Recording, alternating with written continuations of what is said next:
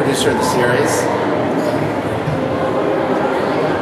Tony Judkins, original programming for TV1.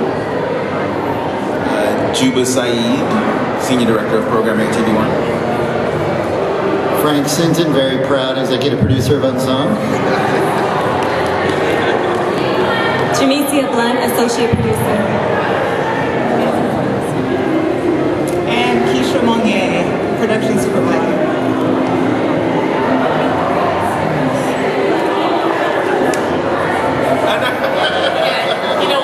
It's really okay if you'll just hang and watch them. You want to throw It's the perfect soundtrack for Unsung, actually.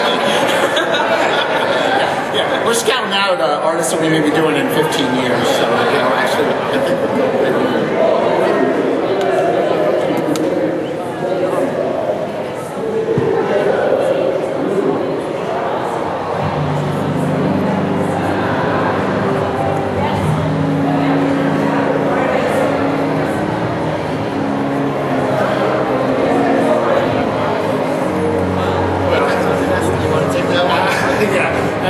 An unfortunate kind of time, and we were really thrilled that we got to be with Bestin to do a show, and and then this tragic occurrence happened where she passed away right after we finished filming her episode.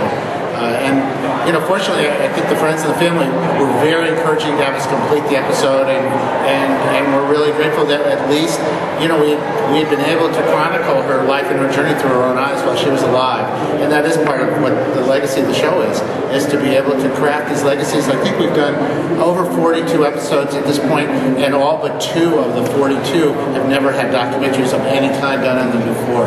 So I feel that we're crafting something, and we have lost a lot of these great artists and some of the other people around them since we started the series. So it's something that we're gratified to be able to do.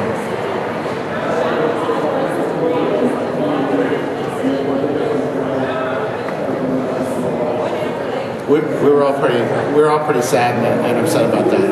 I don't understand it. I can't speak for the Grammys, but she certainly belonged there.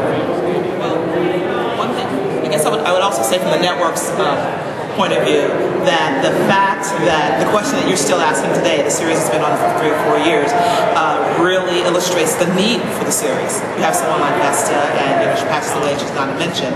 What I would like to say is just a great kudos to the producers who do such a great job that when myself, the executive producer for TV1, were out and about, the series is done so well and done it's such a respectful series that we don't have any issue walking up to a Vesta, which I actually did on the Tom Joyner cruise, say, hey, we'd like to profile you.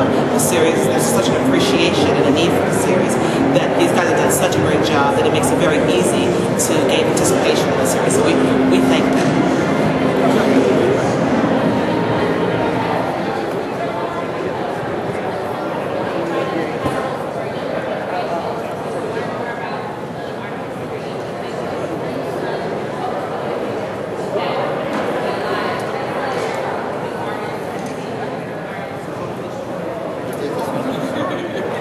Well, that's a great point, and obviously, when we first tackled this, we were trying to decide whether we're going to tackle decade by decade, which decade we'll tackle.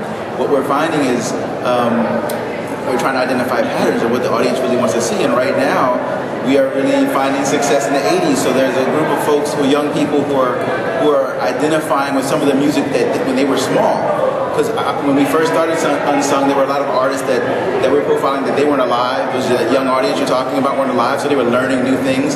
Now they're learning new things about the artists that when they were small, growing up with. They're learning new things. The whole point of Unsung is to teach the audience new things, to teach them about the stories that they would never expect would happen with these particular artists. So I think we're going to continue to pull in the young people because we're teaching them new things about the music that they're either familiar with or their parents that they heard from their parents. And I think that's one of the strong points of the Unsung series.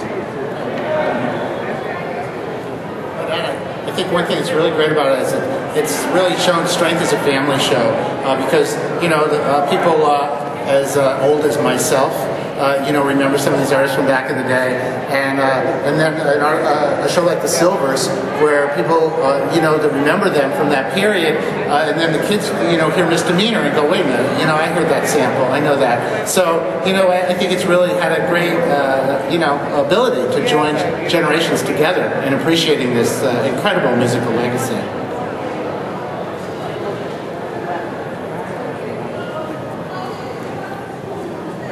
Yeah, let's get some other people.